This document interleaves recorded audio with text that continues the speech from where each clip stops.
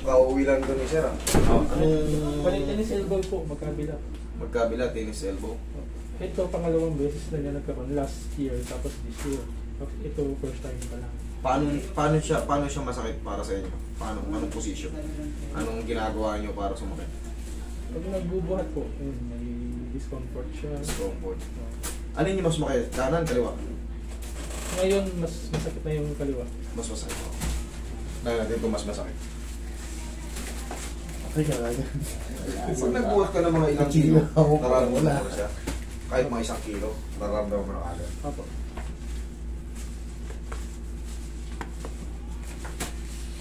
Mga ano pala yun, mga staff ng mga sinato.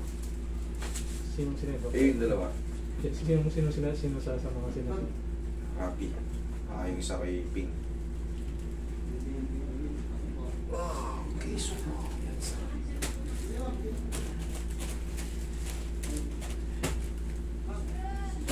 Staff pala ng mga mabibigan sa mga...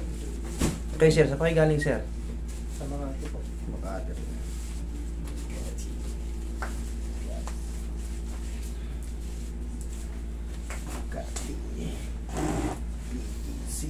Yung wiping pao natin yan. Dali yan.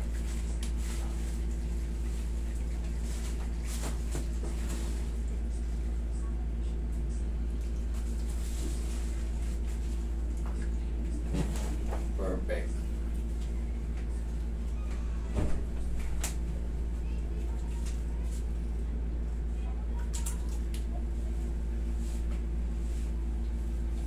Tennis elbow. Yan pa namang tennis elbow. Pag pinsat mo na rito, pag sira ha, dyan masakit siya. Pero ngayon, magbabago na yun. Paano po ba maiwasan? Hindi natin maiiwasan to eh.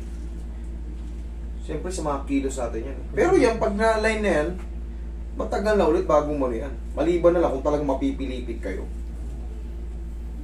Kaya tinatawag na tennis elbow yan, napipilipit yan, kasi mostly tawag yan tennis elbow talaga yung paghampas mo ng racket, medyo natutwist siya. Kaya nagbabago yung position ito. Itong ulna na to, yung ulna bone, yan ang nagbabago yung position kasi may lock yan sa ilalim mo. Umuusog yan. Kaya yan. Ito, pag nagbago yung position yan, pag dinin mo, para siyang mahina. Inaalog lang naman yan para bumalik sa dating posisyon. Kasi may pwesto talaga yan siya na parang nakalak, nilalaruan niya ron.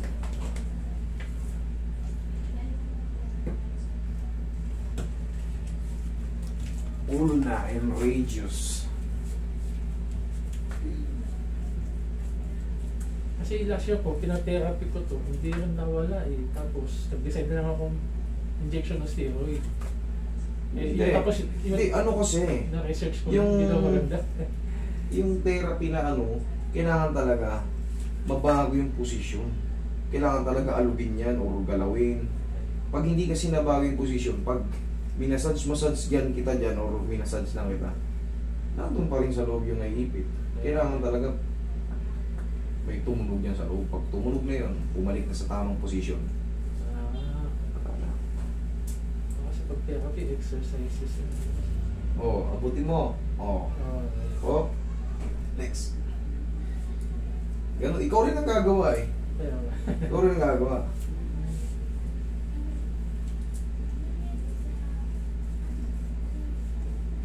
Tsaka pag ikaw magsasarili kang magmassage, tayo ito, wag na wag yung mamassage itong portion na to.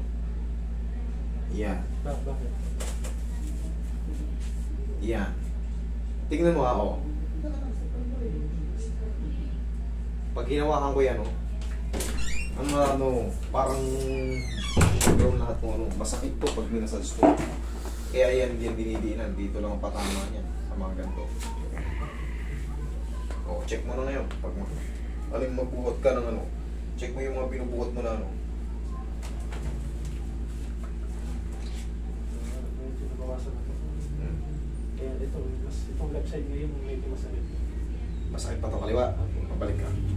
Yung kanan, okay na. Medyo okay na po. Okay. Sa kaliwa may natira pa sa kabila.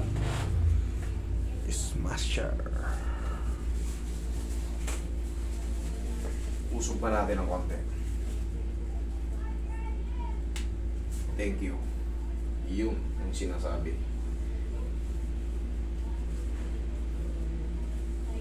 Yun ang kailangan maibalik.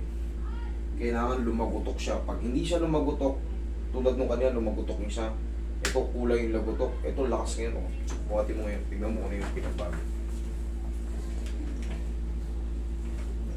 Oh. Ngayon, hindi ko na. Pero, Ito, wala yan. Ano na lang yan? Kumbaga, plus na lang ng pagmamahal yan. Oo ah. Plus na lang ng pagmamahal yan. yung improvement po. Oo, di ba? Ay, improvement. Ito sa mga muscle na to, syempre, ito, yan lang yung nag-create ng mga spasm. Kung pag napapagod tayo, dyan siya, pag nag-ano tayo nagpupuwersa, dito siya umano. Yan o. Pero yan, madali lang tanggalin yan pag sa muscle na lang. Kumbaga, na lang yan. Haplos na lang ng pagmamahal yan. Tapos, huwag nyo lang itong babasahin. Siyempre, sa every treatment, pag na-treatment ka, kailangan ma-relax muna siya para mag-0-0 talaga. Kumbaga mawala talaga. Siyempre ngayon pa lang natanggal yung pagkaipit ng mga nerve dyan or mga ligaments dyan. Kailangan mag-heal muna siya. Okay? May matitira dyan, konting parang trauma, pero in a few hours, wala na yan. After ilang hours mo pwedeng, kasi maliligo tayo. Ano lang naman to sa'yo, hindi ko naman kinarati yung spine mo. Okay. Naliligo ka naman ng gabi, di ba? Sa gabi naliligo. Pwede. Okay. Maaga pa. Sige. Okay? Okay. Check mo.